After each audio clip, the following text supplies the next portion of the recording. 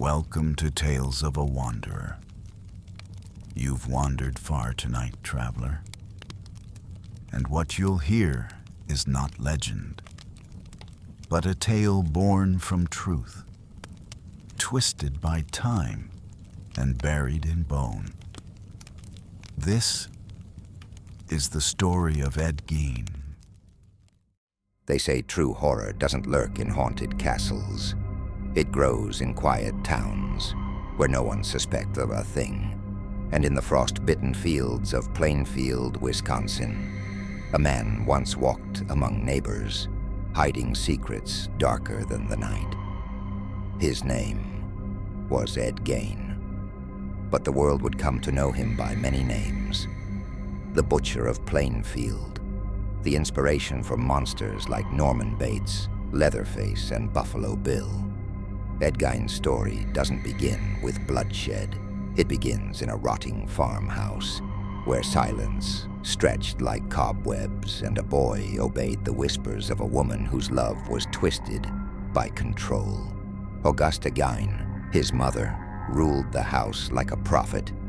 To her, women were sinful, the world was corrupt, and her sons were all she had to purify. Every day, Ed listened to her voice reading from the Bible, stories of fire, punishment, and eternal damnation. They lived isolated, cut off from neighbors, in a decaying two-story home that stank of mildew and regret. As a boy, Ed was shy, timid, soft-spoken, always staring at his shoes. The local kids teased him, called him strange. He'd giggle at odd moments, and sometimes talk to himself when he thought no one was watching. But behind the bashful smile was a mind bending in silence. When Augusta died in 1945, something broke in Ed. He locked her room, kept it as a shrine, untouched, dust-covered, and frozen in time. The rest of the house, it decayed into a museum of filth, piles of trash, old newspapers, organs from animals he butchered, and later, things no one should have ever seen. At first, people thought he was just odd. A handyman, babysitter to the neighborhood kids. He'd fix a fence, tell quiet stories, giggle nervously. But at night, Ed would wander, not with friends, not with purpose, but with a shovel and a lantern. He claimed he was drawn by voices. He said he needed materials. He robbed graves, fresh ones, bodies of women who reminded him of Augusta. And in that decaying farmhouse, he began sewing, stitching, experimenting. Human skin became lampshades. Skulls became soup bowls. He crafted a woman's suit, stitched together from corpses, so he could become his mother. And yet, no one suspected him until November 16th, 1957, when Bernice Warden disappeared from the local hardware store. Sheriff Schley entered Ed's home that night, and what he saw would scar him forever. The horror in Plainfield had only just begun. By the time the sheriff's men entered Ed Gein's farmhouse, the frigid wind biting at their necks and the heavy snow muting the outside world, they had no idea what waited behind those creaking wooden walls. They thought they were investigating a missing woman, but what they uncovered was something far darker. Bernice Warden, a local hardware store owner, had disappeared. Her last receipt made out to Ed Gein. They stepped into his home and into a waking nightmare.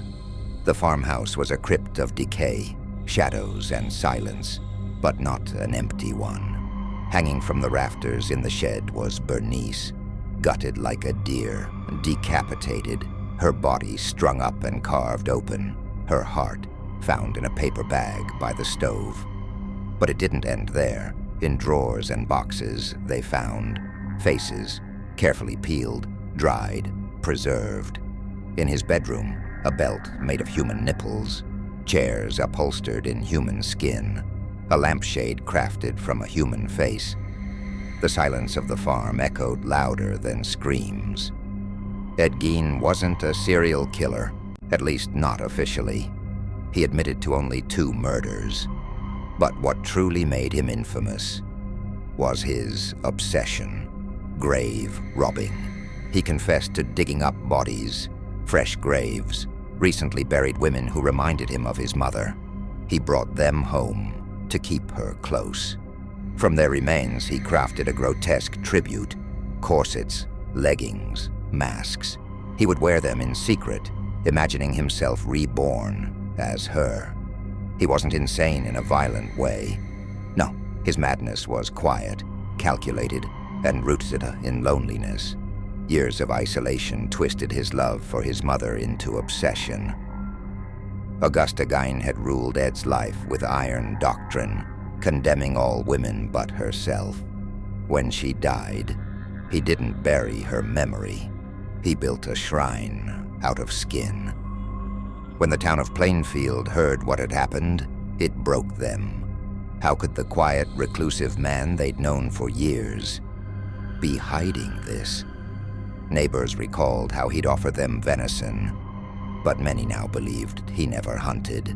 Kids remembered him as odd, but polite. Women remembered him staring, but never speaking. And now, the whispers became screams.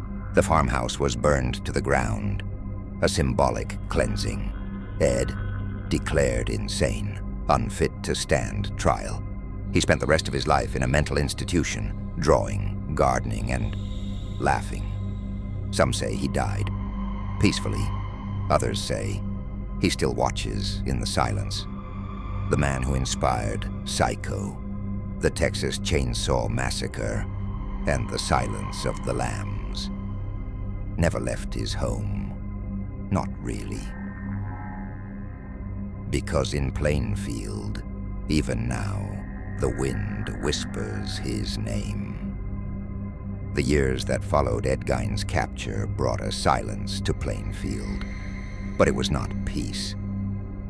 The townsfolk spoke his name only in whispers. The Butcher of Plainfield, they called him. Yet what lingered was not just fear, but fascination. Decades passed.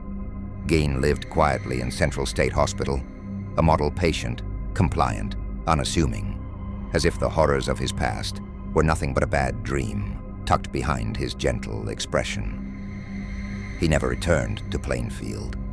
His family farmhouse, the source of so many nightmares, was mysteriously burned down in 1958.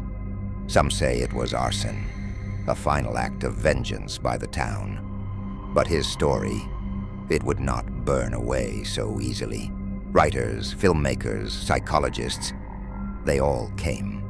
They dissected the man like he had dissected others, searching for meaning, for motive, for monstrosity.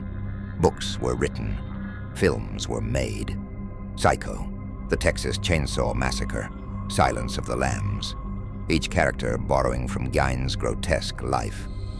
He had become an icon of horror, not celebrated, but studied, a shadow cast over pop culture. Behind prison walls, Ed rarely spoke of his crimes, but when he did, he claimed no malice.